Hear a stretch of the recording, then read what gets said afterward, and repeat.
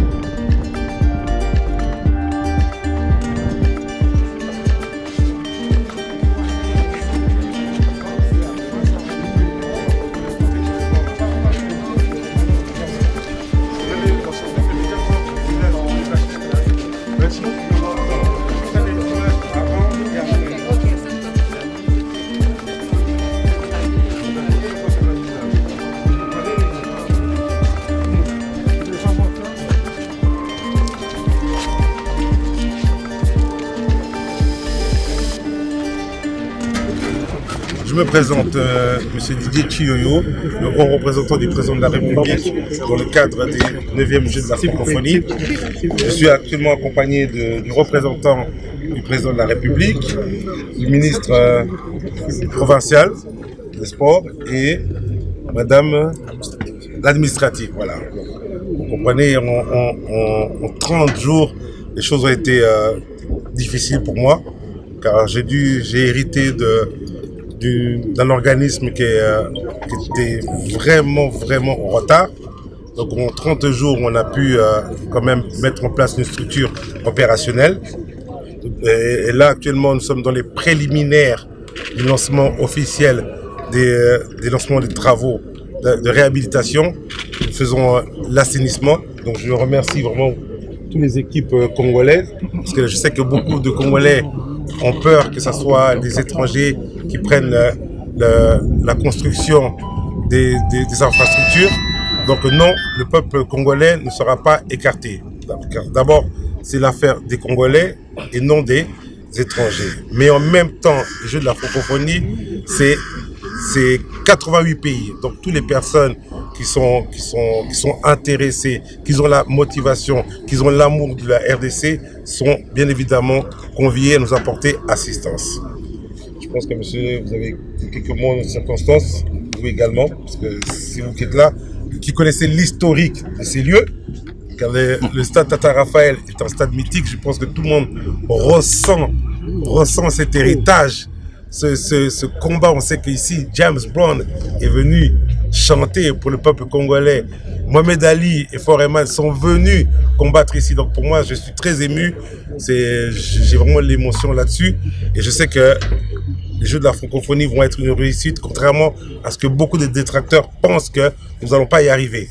Donc en vous voyant là, vous êtes l'équipe qui allait communiquer au niveau de l'international, que nous, les peuples congolais, nous sommes prêts à relever ce défi et on va y réussir ensemble. On sera même informé du délai des travaux, parce que les travaux commencent toujours et la finalité des fois pose problème. Et puis nous dire qu'est-ce qui va être concrètement construit ici, qu'est-ce qui va être fait.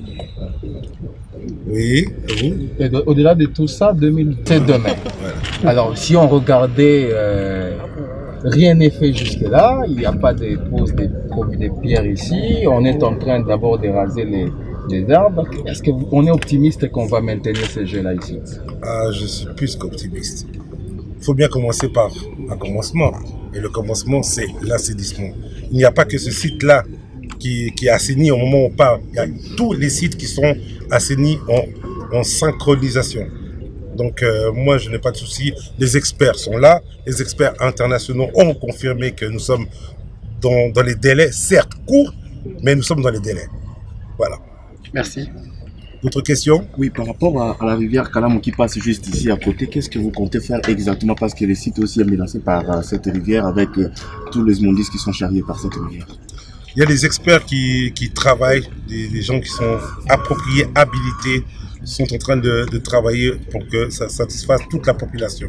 Il y a une problématique des travailleurs du stade de Tata Raphaël. On les a interviewés avant. Ils déplorent que depuis un certain temps, ils ne sont pas payés. Est-ce que vous êtes au courant de cette situation? Je ne suis pas au courant, mais il est évident que s'il y a un problème, on va s'y pencher et on trouvera une solution relative à cela. Voilà. Merci.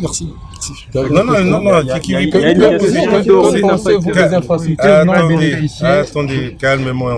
Je vais prendre le temps, car je sais que depuis ma nomination, je n'ai pas eu le temps de m'adresser à vous.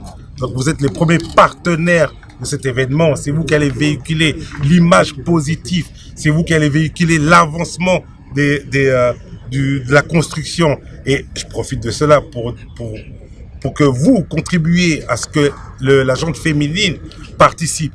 Car à l'heure actuelle, le taux de participation des femmes est très faible.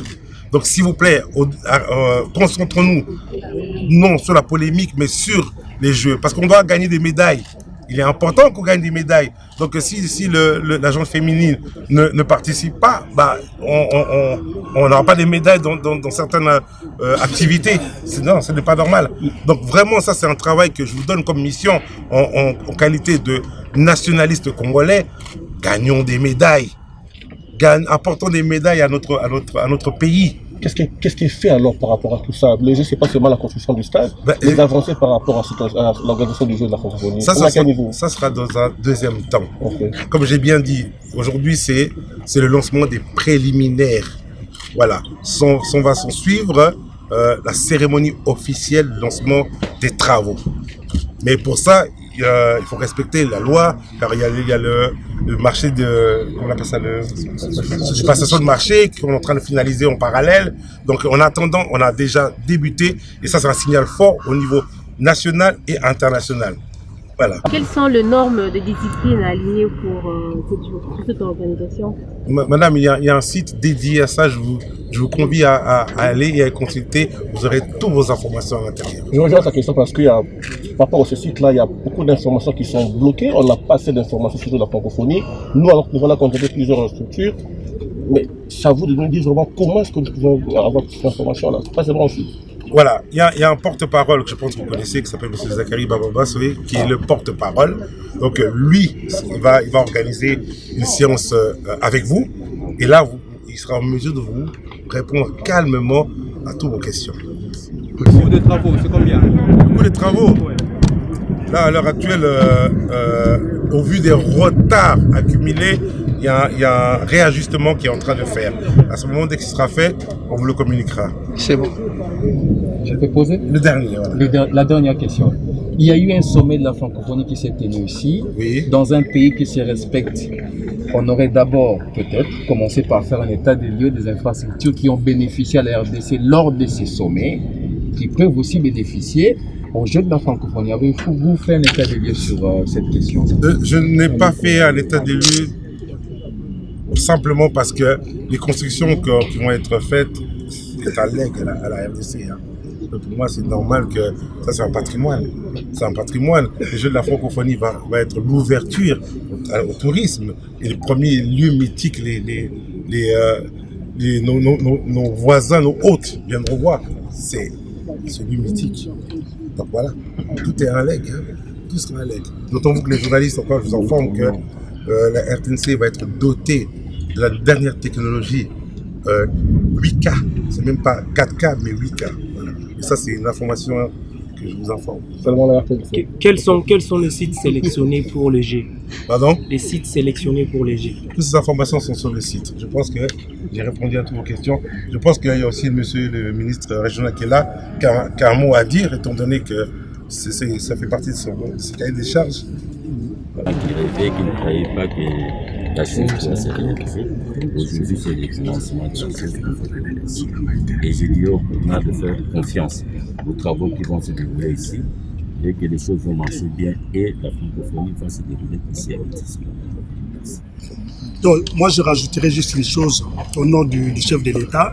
J'appelle la population à porter son soutien au haut représentant du chef de l'État en charge des Jeux de la francophonie. Il est important que la population s'associe à ces moments de fête qui sera organisé l'année prochaine dans notre pays. Il est important aussi que la jeunesse participe à la construction des infrastructures qui vont se mettre en place. Donc j'appelle à la jeunesse, à des filles comme des garçons, d'être attentifs aux demandes qui seront faites pour être associés dans la construction des infrastructures. Voilà.